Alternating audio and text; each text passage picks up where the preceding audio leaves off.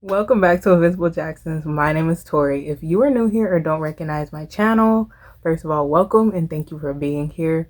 Invisible Jacksons is basically just my outlet to show my appreciation for the Jackson family and talk all things Jacksons. So if you read the title of the video, you know what I'm going to talk about today, but I'm going to say it anyway. TARYLL just released a new song like 2 days ago, and I am excited about it to this day. Now, this came as a surprise for me, and I will get into all that a little bit later. But I want to talk about the new song today, titled We Got Us, and it's just so good. So if you're interested in hearing me talk about that today, please keep watching and stay tuned.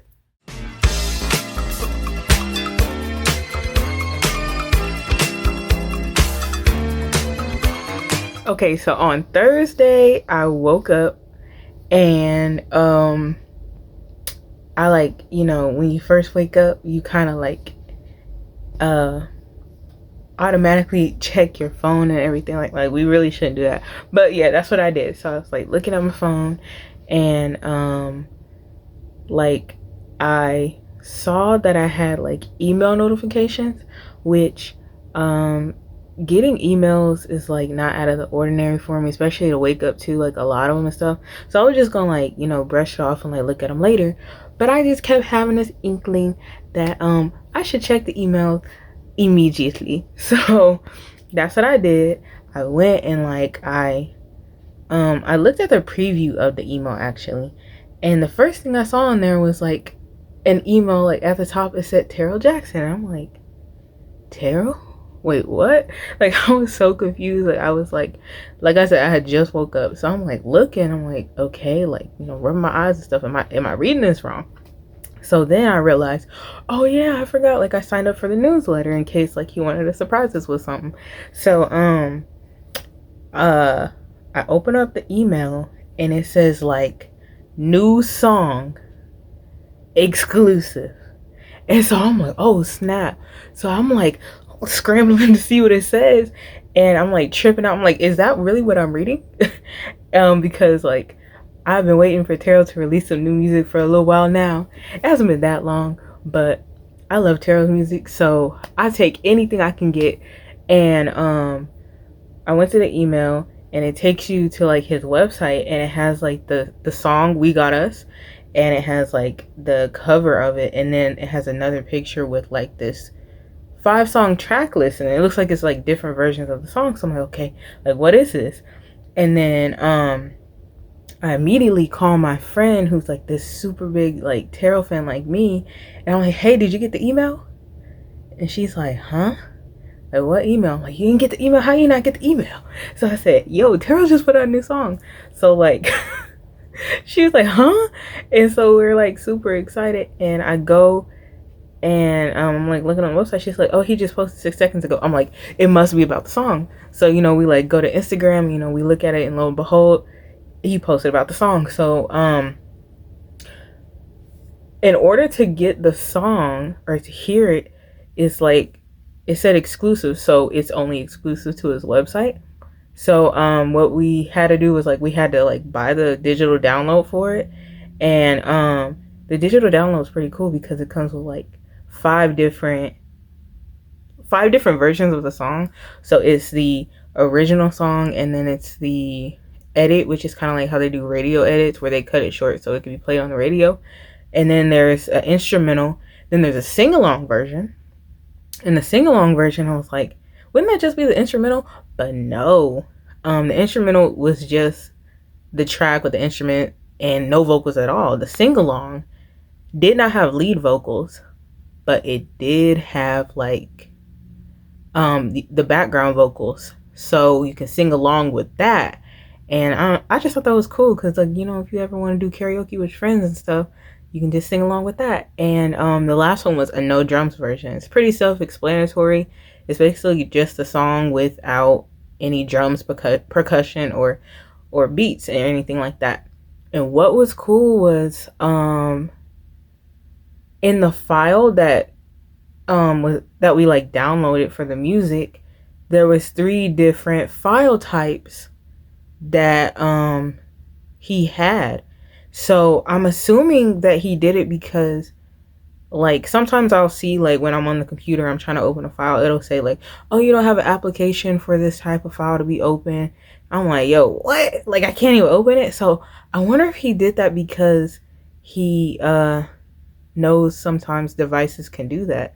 So I mean, that was really thoughtful. Like, he was looking out for us. And then also included in the digital download is a picture of the song cover and the like track list. So it's kind of like a little CD. So that's cool.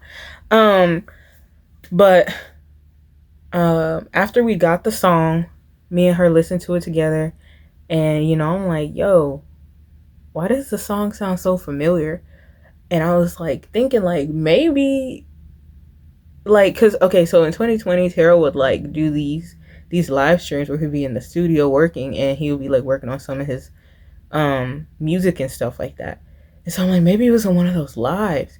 But then, like, I was like, no, I'm not sure. Like, it sounds like recent.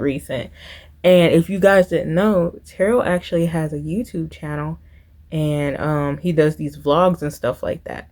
So, and like, what's really cool is that he'll use his own music instead of like the royalty free typical YouTube background music and stuff like that.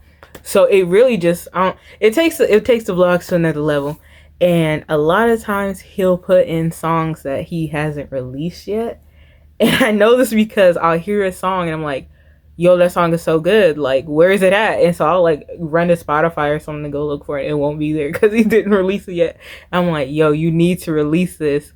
But I've been patiently waiting because he like moved to Nashville recently, so he was like adjusting to the move and getting things in order over there. So he was like working on that, and then he just like started working on the music again. So completely understandable. But I'm so glad we have this song now, because the snippet that I heard was good, but like actually listening to getting to listen to the full song was even better.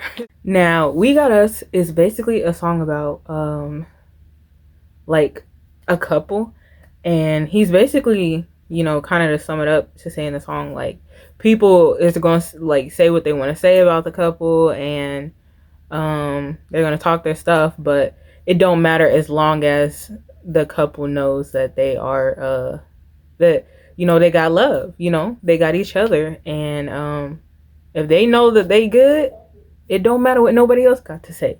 So when I first listened to the song, like I said, I listened to it with my friend, and I only listened to it out loud, like on my little computer speaker. Not the best, but I only got to listen to it one time because I had to go rush and go to work. I was so caught up in the song I was almost late, but I made it. So then when I came home from work, I did what I always do best. I decided that I was gonna like listen to it with headphones, because personally, I really only like listening to music with headphones for the most part, especially if it's a new song, because it really like helps me hear more things, more elements, more instruments, more vocals, background vocals that I missed before. So when I came home, I listened to it again, and it like made me have this whole different perspective on the song and everything, and how it sounds specifically. So when I first listened to it, I was like, oh my goodness, like, this is a fun upbeat pop song and stuff like that.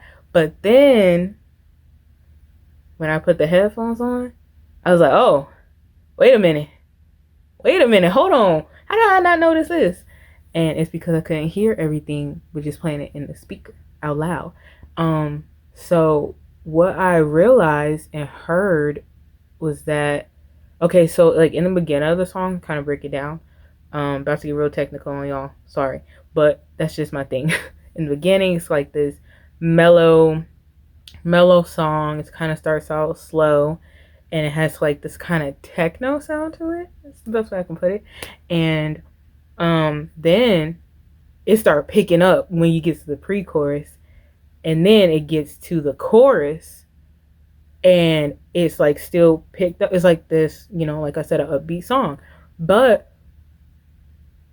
to me, and I don't know if Tara was going for the sound, but to me, with the instruments and stuff that he used in there, the beat, it sounds like a modernized 80s song. A modernized R&B 80s song to be exact. Um so he used like this guitar throughout the song, and like I said, the beat, and then there was some sort of like keyboard sound that he was using in the song, and I was like, this literally has the 80s written all over it. It just sounds like modern. It had like a modern twist and everything like that. And like I said, I don't know if that's what he was going for, but to me, that's how I kind of interpreted it. And then I think after he sings the chorus the first time, it goes into this like little instrumental groove, and I'm like, yes, this sounds like the 80s, like even more, because it has like this bass, and bass specifically in the 70s and 80s are two things that always have like stuck out to me, and I really have like an ear for it, and I love it. I love hearing that. So I'm like, yeah, I love this. And I thought I loved the song first listen, but I really, really love it. Like even more now to be able to hear everything that I missed before. Um and then, man, don't even get me started on that bridge. That bridge, I'm telling you, the Jackson family have a way with making some immaculate bridges. Spectacular, amazing, magical bridges. And it really like I guess so. I'm gonna give a Michael reference real quick. So back in the '93 deposition, um, when they were like asking him about his music and everything, and he kind of had to break it down for them. They were like, "What do you define a bridge as?" And he said, "It kind of like just takes you out of the monotony of a song." And like, he said like that the listener's ear can get tired of hearing the same thing over and over, which in this song that's not the case. But I get what he was saying. And basically a bridge is there to take you elsewhere. Like he used the word escapism, to take you elsewhere and get you out of like the monotony. And once it brings you back into the chorus, it like is like comes back even better. And that is exactly what this song did. That bridge was something. Like once it got to this bridge, I was like, oh man, like it was too good. So I really, really love the song, and it is easily one of my top favorite Tarot songs, and it's currently my favorite song at the moment. Like I had it on repeat, and after getting done filming this, I'm gonna listen to it again. So yeah, that's pretty much my review of the song. I suggest you all go listen to it. Go check out his music. He has hiccups. He has a lot of music on streaming platforms, so like Spotify, Apple Music. I think they have his albums on like his like YouTube page, and he has a lot of songs, like so many songs. So he has like this project that he did called Digital 8, and he took his old songs like from his two first EPs, and he put them on there, and then he did like updated edits or like remixes on them, and I was like, that's cool. So like it's like two different versions of the songs that I already love. And then he also has some other songs on there that I don't think were on the EP, or the EP, sorry. And then he also has some singles that he released. He has an album called Crazy Love, which I love. The album gets no skips. Is 10 out of 10 for me. And that album also has like a lot of the songs on there have like this 80s feel to it. And that was my initial thought. Like when I first listened to it, I was like, whoa, like this definitely has like 80s written on it, which I don't know if that's what he's going for, but if he is, he's doing a really good job at it, and he's doing a good job by keeping that sound alive, that classic sound and stuff. So Well, I should say classic because I don't know why, but when I think of classic, I think of like the 50s and 60s. But throwback sound. I'll say throwback. Um, so yeah, check out his music. He's really really talented. One thing that's really cool about him is that like he pretty much like writes all his music, and I even think he produces it all on his own. So that's cool. So like kind of just do this by yourself. Like that takes a lot. It takes a lot. So kudos to him, and he's doing like a really good job at it. Um, like I said, he moved to Nashville, so I do believe he is working on some more stuff, and I cannot wait to hear it. Other than that, all I have to say is if you're like a 3T fan, if you're a Tarot fan, go to his website, sign up for his newsletter so you can like stay up to date on all his stuff. Subscribe to his YouTube channel where he does his vlogs and stuff like that. I know recently the videos he's done so far this year is kind of like talk about his like camera equipment and stuff, and like what he's working with, and like how he's dwindling it down. And that's really cool because I know a lot of people are like expecting him to immediately, maybe like talk about music or something like that. But that's really cool, and I've heard people, like me included, it's helped me with like cameras and stuff like that, and figuring out like what equipment works best, especially like for content creators and stuff like that. So yeah, subscribe to his YouTube channel, follow him on Instagram, all that good stuff. And like I said, listen to his music. Y'all don't want to miss his music. It's really good. But that's all I have for today. Thank you all for watching. There's a lot more in store that I have coming for you guys, and I'll see y'all next time.